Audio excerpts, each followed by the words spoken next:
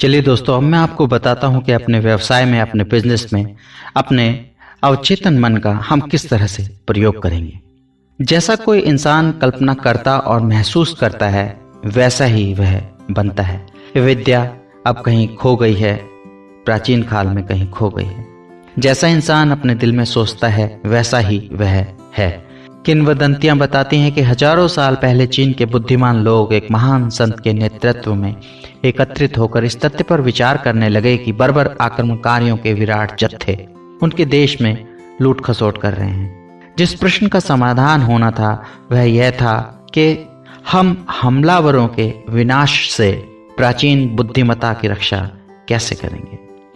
कई सुझाव दिए गए। कुछ का मत था कि प्राचीन ग्रंथ और प्रतीक हिमालय के पहाड़ों में दफन कर देने चाहिए। कुछ का सुझाव था कि बुद्धिमत्ता को तिब्बत के विहारों में जमा कर देना चाहिए। बाकी की सलाह थी कि भारत के प्राचीन मंदिर ईश्वरीय बुद्धिमत्ता के संरक्षण के आदर्श स्थान थे। इस पूरी चर्चा के दौरान प्रमुख संत खामोश थे। दरअसल उनके बातचीत करते समय वे सो गए और जोर जोर से खर्राटे भी लेने लगे, जिससे बाकी लोगों को निराशा हुई।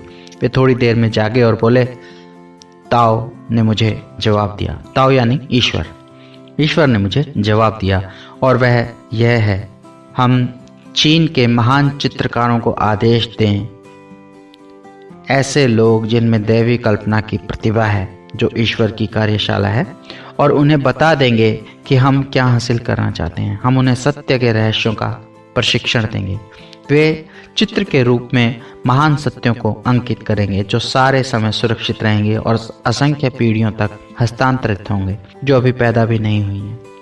जब वे चित्रों वाले ताश के पत्तों की श्रृंखला बना देंगे और ईश्वर के महान सत्यों, शक्तियों, गुणों तथा विशेषताओं को भरने का काम पूरा कर लेंगे, तो हम संसार को एक नए खेल के बारे में बताएंगे जो उत्पन्न हुआ है। पूरे संसार के सभी लोग सारे समय ताश के पत्तों से खेलेंगे, लेकिन यह नहीं जान पाएंगे कि इस सरल तरकीब से पवित्र शिक्षण को सारी पीढ़ियों के लिए सुरक्षित रखा जा रहा है। यह सारी ताश की गड्डी का उद्गम था। किंवदंती के अनुसार प्राचीन चीनी संत ने आगे कहा, यदि सारे पवित्र ग्रंथ नष्ट हो जाते हैं, ताश के पत्तों पर बनी विभिन्न आकृतियों के आंतरिक अर्थ और प्रतीकात्मक शिक्षण द्वारा किसी भी समय उन्हें पुनर्जीवित किया जा सकता है। कल्पना सारे विचारों को वस्त्र पहनाती है और उन्हें आकार देती है। कल्पना की दैवी कलात्मकता के जरिए इन चित्रकारों ने इन सभी विचारों को चित्र के वस्त्र पहनाए, जो आपके अधिक गहरे स्वरूप में छिपा होता है। वह कल्पना द्वारा प्रकट किया जाता है। जो आपके भीतर सोया हुआ है या निहित है, उसे कल्पना द्वारा विचार के रूप में आकार दिया जाता है। हम उस पर मनन करते हैं जो अब तक प्रकट नहीं हुआ है। आइए कुछ सरल उदाहरण देखते हैं। जब आपकी शादी होने वाली थी तो आपके मन में स्पष्ट यथार्थवादी चित्र थे। कल्पना की शक्ति के साथ आपने पंडित, पादरी, पुजारी को देखा। आपने उसे कुछ शब्दों की घोषणा करते सुना। आपने फूल और मंदिर या चर्च देखे। आपने संगीत सुना। आपने अपनी अंगुली पर अंगूठी की कल्पना की। आप अपनी कल्पना में हनीमून बनाने के लिए नियाग्रा फॉल्स या यूरोप भी गए। यह सब आपकी कल्पना द्वारा किया गया। इसी तरह स्नातक होने से पहले आपके मन में एक सुंदर नाटक मंचित हुआ था। आपने स्नातक होने के बारे में अपने सभी विचारों को वस्त्र पहनाकर आकार दिया था। आपने कल्पना की कि कॉलेज के प्रोफेसर या प्रेसिडेंट आपको डिप्लोमा दे रहे हैं। आपके सभी साथी विद्यार्थी गाउन पहने हुए हैं। आपने अपनी माँ, पिता, गर्लफ्रेंड या बॉयफ्रेंड को खुद को बधाई देते सुना। आपने आलिंगन और चुम्बन को महसूस किया। यह सब वास्तविक, नाटकीय, रोमांचक और अद्भुत था। चित्र आपके मन में मुक्तता से आए, मानो शून्य से आ रहे हों। लेकिन आपको यह जानना और मानना होगा कि एक आंतरिक सृजनकार था और है, जिसमें इन सभी आकारों को ढालने की शक्ति है, जिन्हें आपने अपने मन में देखा है, और उनमें जीवन, गति व आवाज भरने की शक्ति भी है। ये चित्र आपसे कह रहे थे, हम सिर्फ आपके लिए जीते हैं। एक युवक सेना में था और घर लौटना चाहता था। उस वक्त उसे सेना से नहीं छोड़ा गया और उसने कहा, मैं अपनी माँ को स्पष्टता से देखता हूँ। मैं उनके स्वागत की कल्पना कर सकता हूँ। मैं पुराने घर को देखता हूँ, पिताजी पाइप पी रहे हैं, मेरी बहन कुत्तों को खाना खिला रही है। मैं उस घर के हर कोने और निशान को देख सकता हूँ। मैं उनकी आवाज़ें भी सुन सकता हूँ। ये सारी स्पष्ट तस्वीरें आती कहाँ से हैं? कीट्स ने कहा था कि मनुष्य में एक पैतृक बुद्धिमत्ता है और यदि हम चाहें तो स्वर्ग की वह पुरानी शराब पी सकते हैं। आपके भीतर की आत्मा या ईश्वर कल्पना का वास्तविक आधार है। एक बार लंदन में एक परीक्षा थी जिसमें मैं एक महत्वपूर्ण प्रश्न का जवाब नहीं जानता था। मैं स्थिर और शांत हो गया।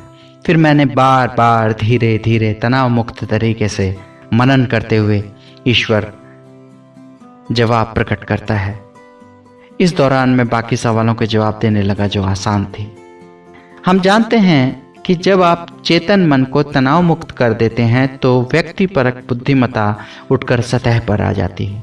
कुछ समय में जवाब मेरे मन में स्पष्ट चित्र के रूप में आया। यह किसी पुस्तक के पन्ने जैसे शब्दों में वहां पर था। पूरा जवाब मन में ग्राफ के रूप में लिखा हुआ था। मेरे चेतन मन या बुद्धि से भी ज्यादा शक्तिशाली बुद्धि ने जवाब दे दिया था। लगभग 14 साल का एक बहुत धार्मिक स्कूली लड़का मेरे पास आया। उसने बताया कि जब भी उसे समस्या होती थी तो वह कल्पना करता था कि ईसा मसीह या ईश्वर उससे बातें कर रहे हैं, उसकी समस्या का जवाब दे रहे हैं और उसे बता रहे हैं कि क्या करना है। उसकी माँ बहुत बीमार थी। यह लड़का बहुत कल्पनाशील था। उसने बुखार से पीड़ित महिला का उपचार करने वाली ईसा मसीह की कहानी भी पढ़ी थी। मेरे छोटे मित्र ने मुझे बताया, कल रात मैंने कल्पना की कि ईसा मसीह या ईश्वर मुझसे कह रहे हैं कि घर जाओ, तुम्हारी माँ स्वस्थ कर दी गई है। उसके मन के इस नाटक को अपनी आस्था और विश्वास की वजह से इतना वास्तविक और स्पष्ट और गहन बना दिया कि उसने खुद को व्यक्तिपरक रूप से सुनी हुई बात की सच्चाई का यकीन दिला दिया। उसकी माँ का पूर्ण उपचार हो गया। हालांकि उस वक्त उनकी हालत लाइलाज और डॉक्टरों की मदद से परे नजर आ रही थी। तो देखिए आपने कल्पना की शक्ति।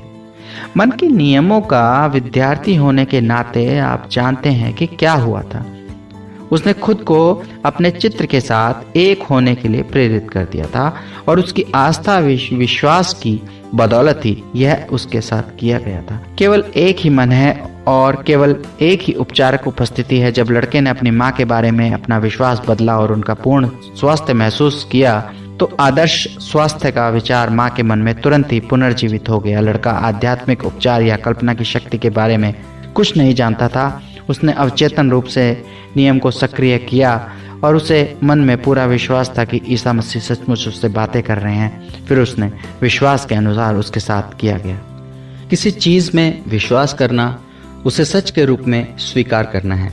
इसलिए पैरासेल्सस ने 16वीं सदी में कहा था, आपके विश्वास का आधार चाहे सच्चा हो या झूठा, आपको परिणाम वही मिलेंगे। केवल एक ही आध्यात्मिक उपचारक सिद्धांत है और एक ही उपचारक प्रक्रिया है जिसे विश्वास कहा जाता है। आपके विश्वास के अनुरूप ही आपके साथ किया जाता है। उपचार की कई प्रक्रियाएं, विधियां और तकनीकें हैं और उन सभी से परिणाम मिलते हैं। किसी खास तकनीक से या विधि के कारण नहीं, बल्कि उस विशेष प्रक्रिया में विश्वास तथा कल्पना के कारण। वे सभी उपचार के उस स्रोत का दोहन कर रही हैं जो ईश्वर है। असीम उपचारक उपस्थित सभी चीजों में भरी हुई है और सर्वत्र उपस्थित है। ओझा के मंत्रों से परिणाम मिलते हैं। हवाई में काहुना यानी पुजारी को भी इलाज के परिणाम मिलते हैं। न्यू थॉट और क्रिश्चियन साइंस की कई शाखाओं, the Nancy school of medicine, अस्थि चिकित्सा आदि को भी परिणाम मिलते हैं। ये सभी विचार प्रणालियां चेतना के स्तरों से मिल रही हैं और नेकी कर रही हैं। जो भी विधि या प्रक्रिया मानव दुख, दर्द और पीड़ा को कम करती हैं वह अच्छी हैं। कई चर्चों में हाथ फेर कर इलाज किया जाता है। बाकी लोग 9 दिनों की विशेष प्रार्थनाएं करते हैं और धर्म स्थलों की यात्रा करते हैं। सभी को उनकी मानसिक स्वीकृति या विश्वास के अनुरूप फायदा भी होता है। जब आप ईश्वर के साथ अकेले खड़े होने के इच्छुक होते हैं और बाहरी चीजों को शक्ति देना पूरी तरह छोड़ देते हैं जब आप दिखने वाले संसार को शक्ति नहीं देते हैं, यानी परिणाम के संसार को कारण समझना छोड़ देते हैं, और जब आप अपने भीतर की आध्यात्मिक शक्ति को पूरी निष्ठा देते हैं तथा यह एहसास करते हैं कि यदि एकमात्र उपस्थित और एकमात्र कारण है तो आपको किसी तरह के सहारे की जरूरत नहीं होती। जीवित प्रज्ञा जिसने आपका शरीर बनाया था, आपकी आस्था और समझ पर तुरंत प्रतिक्रिया करेगी और आपका त्वरित आध्यात्मिक उपचार हो जाएगा। यदि आप चेतना के उस स्तर पर नहीं हैं जहां आप प्रार्थना के जरिए एक दांत उगा सकें, तो स्पष्ट रूप से आपको किसी दंत चिकित्सक से मिलना चाहिए। उसके लिए प्रार्थना करें और एक आदर्श दैवी मौखिक सामंजस्य के लिए भी प्रार्थना करें। जब तक आप बाहरी कारणों में विश्वास करते हैं, तब तक आप बाहरी समाधान खोजते रहेंगे। कल्पना की शक्ति को आंखें रेखांकित करने के लिए मैं आपको अपने एक करीबी रिश्तेदार के बारे में बताऊंगा जिसे टीबी थी। उसके फेफड़ों की यह बीमारी बहुत बढ़ गई थी, इसलिए उसके बेटे ने अपने पिता का उपचार कराने का फैसला किया। वह पश्चिमी ऑस्ट्रेलिया में पर्थ स्थित अपने घर गया जहां उसके पिता थे और उसने उनसे बोला कि वह एक सन्यासी से मिला था जिन्होंने उसे सच्चे क्रॉस का एक टुकड़ा दिया था और उसने बदले में उसके लिए लगभग $500 दिए थे। इस युवक ने फुटपाथ से एक लकड़ी का टुकड़ा उठा लिया था एक्चुअली में, और सुनार के यहाँ जाकर उसे अंगूठी में मड़वा लिया था ताकि यह असली लगे। उसने अपने पिता को बताया कि अंगूठी या क्रॉस को छूने मात्र से कई लोगों का उपचार हो गया था। उसने अपने पिता की कल्पना शक्ति को इस बिंदु तक उत्तेजित किया कि बूढ़े आदमी ने उसके हाथ से अंगूठी छीन ली, अपने सीने पर रखी, मौन प्रार्थना की और सो गया। सुबह तक उसका उपचार हो गया था। अस्पताल के सारे परीक्षण इस बात की गवाह थे। जाहिर है आप जानते हैं कि फुटपाथ पर पड़े लकड़ी के टुकड़े ने उसका उपचार नहीं किया था। यह तो उसकी कल्पना थी जो बहुत ज्यादा उत्तेजित हो गई थी। साथ ही आदर्श उपचार की आत्मविश्वासी अपेक्षा भी थी। कल्पना आस्था या व्यक्तिपरक भावना से जुड़ गई और दोनों के संगम से उपचार हो गया। पिता को कभी भी पता नहीं चला कि उनके साथ क्या चाल खेली गई थी। अगर उन्हें बाद में पता चल जाता तो शायद उन्हें दोबारा टीबी हो भी जाती। वे पूरी तरह स्वस्थ रहे और 15 साल बाद लगभग 89 वर्ष की उम्र में उनका देहांत हुआ था। मैं लॉस एंजलिस के एक व्यवसायी को जानता हूं जो अपने क्षेत्र में शिखर पर पहुंच चुके हैं। उन्होंने मुझे बताया कि 30 साल से वे पॉल के साथ अपनी काल्पनिक चर्चाओं के आधार पर अपने सबसे महत्वपूर्ण निर्णय ले रहे हैं। मैंने उनसे विस्तार से बताने को कहा। उन्होंने बताया कि कारोबारी जगत में बहुत कम लोग जानते हैं कि उन्हें कल्पना में वे बाइबल के लेखकों या महान मनीषियों से मार्गदर्शन लेने का नाटक करने से कितना अद्भुत मार्गदर्शन और परामर्श मिल सकता है। मैं एक सफल एग्जीक्यूटिव के कथन को दोहराना चाहूँगा। कई बार मेरे निर्णयों की वजह से कंपनी समृद्ध हो सकती थी या फिर दिवालिया भी हो सकती थी। मैं आगे पीछे होता रहता था, ढुलमुल होता रहता था, जिससे मुझे हाई ब्लड प्रेशर और हृदय रोग हो गया। एक दिन मेरे मन में एक विचार आया, क्यों न मैं भगवान, अल्लाह, ईसा मसीह, श्री राम या अन्य कोई भी भगवान व परम शक्ति जिसे आप मानते हैं, उससे मैं सलाह ले लूं। मुझे श्री राम प्रभु बहुत ही अधिक पसंद थे। मुझे श्री राम में बेहद विश्वास है। इसलिए जब कोई महत्वपूर्ण निर्णय लेना भी होता था तो मैं कल्पना करता था कि प्रभु श्री राम मुझसे कह रहे हैं, तुम्हारा निर्णय आदर्श है, इससे तुम्हारी कंपनी का भला होगा, तुम्हारा भला हो। मेरे बच्चे, ईश्वर के मार्ग पर बने रहना। जब मैं प्रभु श्री राम को देखने और सुनने की कल्पना करता था तो शांति और आंतरिक शांत चित्तता की एक लहर मुझे जकड़ लेती थी। मैं सभी निर्णयों के बारे में शांति में था। यह दैवी मार्गदर्शन पाने का इस व्यवसाय का तरीका था जो अपनी कल्पना का इस्तेमाल करके खुद को विश्वास दिला देता था कि उसका कार्य सही था। इस संसार में बुद्धिमानी का एक ही सिद्धांत है। दरअसल यह कहने और यकीन करने भर की जरूरत है, ईश्वर अभी मेरा मार्गदर्शन कर रहा है और मेरे जीवन में मैं केवल सही कार्य करता हूँ। जैसा टॉवर्ड आपको बताते हैं, मन किसी तार्किक निष्कर्ष तक पहुँचने का कार्य करता है। आपका आधार वाक्य जैसा होगा, परिणाम या निष्कर्ष उसी अनुरूप होगा। व्यक्तिपरक मन केवल निगमनात्मक तर्क करता है और इसका निष्कर्ष हमेशा आधार वाक्य के सामंजस्य में होता है। इसलिए अपने मन में सही आधार वाक्य स्थापित करें। मैं फिर दोहरा देता हूँ, इसीलिए अपने मन में सही आधार वाक्य स्थापित करें। आपको व्यक्तिपरक रूप से सही कार्य करने के लिए बाध्य किया जाएगा। मन की आंतरिक गतिविधि कर्म है। बाहरी गतिविधियां और कार्य मन की आंतरिक गति पर शरीर की स्वचालित प्रतिक्रिया होती है। अपने अद्भुत निर्णय पर किसी मित्र या सहयोगी की बधाई सुनने से आपके जीवन में सही कार्य की गतिविधि प्रेरित हो जाएगी। जो व्यक्ति सेंट पॉल या श्री राम का इस्तेमाल करके सही कर्म के विश्वास से अपने मन को भर रहा है या भर रहा था, वह बुद्धिमानी के एक शाश्वत सिद्धांत का पालन कर रहा था। अपने मन में उस स्थान पर पहुंचने की उसकी तकनीक जो है दरअसल मायने नहीं रखती थी। मुश्किलों और दुर्दशा से मुकाबला करते समय गेटे ने अपनी कल्पना का समझदारी से इस्तेमाल किया।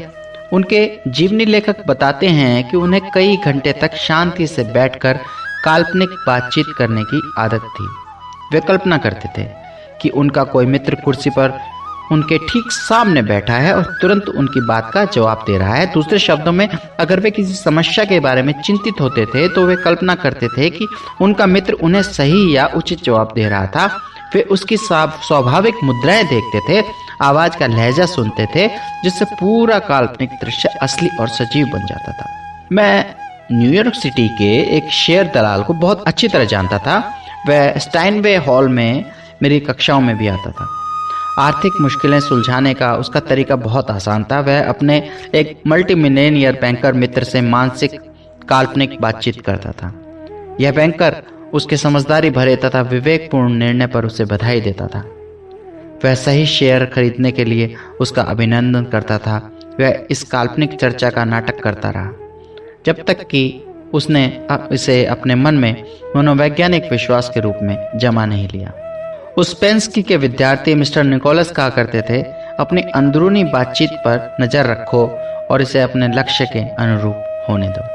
इस ब्रोकर की आंतरिक बातचीत या भाषा निश्चित रूप से उसके तथा उसके ग्राहकों के लिए ठोस निवेश चुनने के उसके लक्ष्य के अनुरूप थी। उसने मुझे बताया कि उसके कारोबारी जीवन में उसका मुख्य उद्देश्य दूसरों के लिए पैसे बनाना है। वह चाहता है कि उसकी समझदारी भरी सलाह के कारण दूसरे आर्थिक दृष्टि से समृद्ध हों। यह बहुत स्पष्ट है कि वह मन के नियमों का इस्तेमाल सृजनात्मक रूप से कर रहा था। प्रार्थना यानी प्रेयर एक आदत है। यह ब्रोकर दिन में नियमित रूप से और बार बार अंतरालों में अपने मन की मानसिक छवि की ओर लौटता था। उसने इसका गहरा व्यक्तिपरक खांचा बना लिया, जिसे किसी भी व्यक्तिपरक रूप से मूर्त बनाया जाता था।